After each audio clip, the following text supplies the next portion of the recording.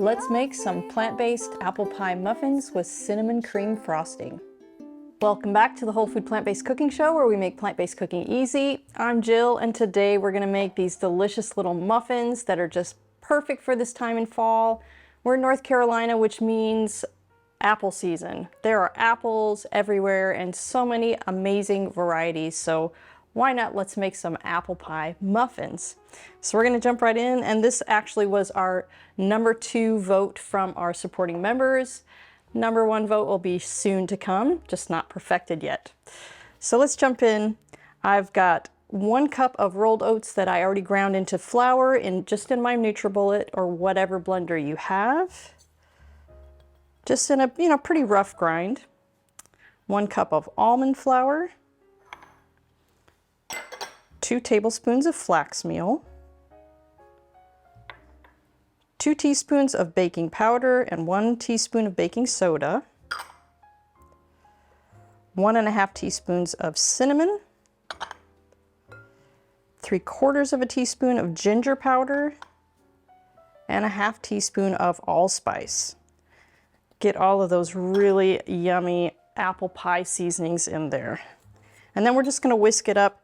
Sometimes, because I keep my baking soda in a jar, sometimes it gets little clumps in it. So it's always best to just whisk it with a whisk first so that you don't get any of those little clumps that will remain in your cooked muffin.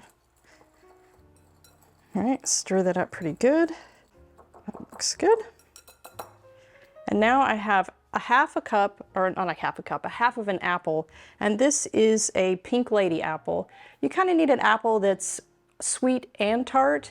I wouldn't go with a Granny Smith. I think they're just a little bit too tart for this recipe, but something like a Honeycrisp or this Pink Lady apple or Macintosh, whatever you can get your hand on there. And if you don't know what your local grocer has, or you don't know what flavor each apple has, just ask someone at that local grocer and they should be able to tell you. So we're gonna toss that in with the dry ingredients, and we're just gonna stir it a little bit. And that's gonna kind of get some of this stuff coated onto the apple chunks. And the apple chunks are diced really kind of small. And it keeps them from sinking to the bottom of the muffin when they're baking. All right, so there's your dry mix. So now we're gonna make the wet ingredients here. All right, so you're gonna need a blender. Like I said, I have a NutriBullet here. This is a half a cup of pitted dates. And these are medjool dates, but you could use Deglette dates too. Then the other half of that apple, and I just put them in a little bit bigger chunks. You don't need to dice it for this part because they're gonna be blended anyway. A tablespoon of apple cider vinegar. A teaspoon of vanilla extract. And then 2/3 of a cup of, this is an unsweetened soy milk, but you can use whatever plant milk you like. Now we're just gonna blend this up until all of those apples and dates are finely pulverized.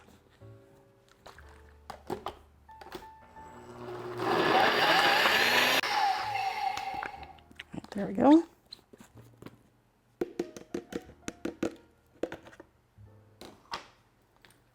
All right, so now you're just gonna pour this into your dry mixture and stir it up really well.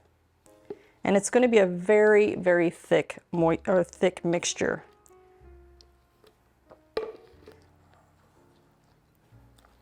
And then I already have my oven preheated to 350 degrees.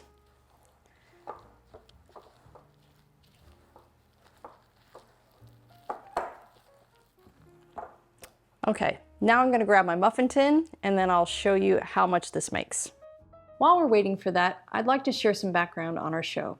The Whole Food Plant-Based Cooking Show is crowd-funded, which means these free weekly recipe videos, along with our entire catalog of free printable recipes on our website, plantbasedcookingshow.com, and our Plant-Based Cooking Made Easy cookbook series, are all made possible in part by the generous patronage of our supporting membership community.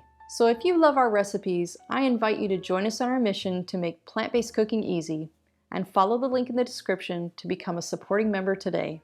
There's no denying the plant-based diet is a nutrient powerhouse, but did you know there are a handful of hard-to-get nutrients even well-crafted diets are often lacking? The latest research suggests that complementing your diet with a few specific vitamins, minerals, and omega-3s will help boost your energy and keep you thriving for the long term. That's why my daily health routine includes Complement Essential. Complement Essential contains the 8 critical nutrients lacking from most plant-based diets in dosages optimized specifically for us. As a special discount for our viewers, just use code PLANTBASEDEASY at checkout to save 15% off of your order.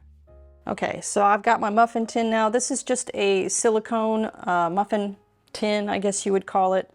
We have this available on our website, so if you want to check that out, just go to our website. Then you just spoon these in, and this is a little bit different than just like your regular muffin mix.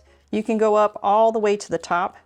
Because this is a whole food muffin, we're not using any kind of refined ingredients. It's not going to be that really light and fluffy where that top's going to billow out up over the top of your muffin tin.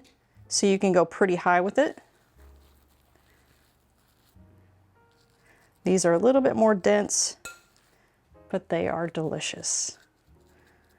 All right, I'm going to finish filling these up, and then we're going to get those into the oven, like I said, at 350 degrees Fahrenheit for 35 minutes. Okay, now on to this delicious cinnamon cream frosting. So you're gonna need 3/4 of a cup of cashews. And if you don't have cashews, you could also use almonds. We have 1/3 of a cup of pitted dates, a teaspoon of vanilla extract, a teaspoon and 1/4 of cinnamon, and 2/3 of a cup of water. And we're just going to blend this up until it's really, really creamy. And just like any of my other frostings, you might have to scrape it down a few times just to get it all really blended smoothly, but it's so worth it.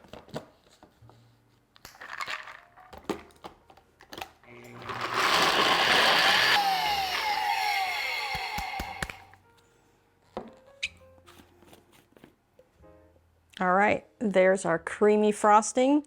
And if I were you, I would put a lid on this and I would put it in the fridge while the muffins are finishing baking, and then they have some time, you know, that they have to cool on a cooling rack. And what that's going to do is it's going to help it thicken up a bit while that's going on, just in case you're wanting to pipe this on. And then all we have to do is wait, and then I'll show you how I decorate my muffins. Okay, our muffins are ready to frost. So when they came out of the oven, I left them in their tin for about 10 minutes because the dough is kind of a soft dough with that almond flour in there. You want to leave them in their tin for just a little bit before you try to pop them out, just so that they don't, you know, collapse in on themselves anymore. And then I let them cool completely on the cooling rack before we frost them, because you want that completely cool before you frost it so the frosting doesn't just ooze all over the place. Now you can just frost them with a regular knife, but I like to just frost them with a little bit of a piping bag. So I'm just gonna show you how I do one.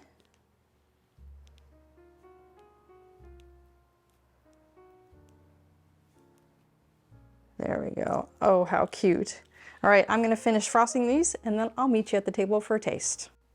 All right, guys, they are done. They're so cute, and man, the smell, smells so good in here. All right, here we go.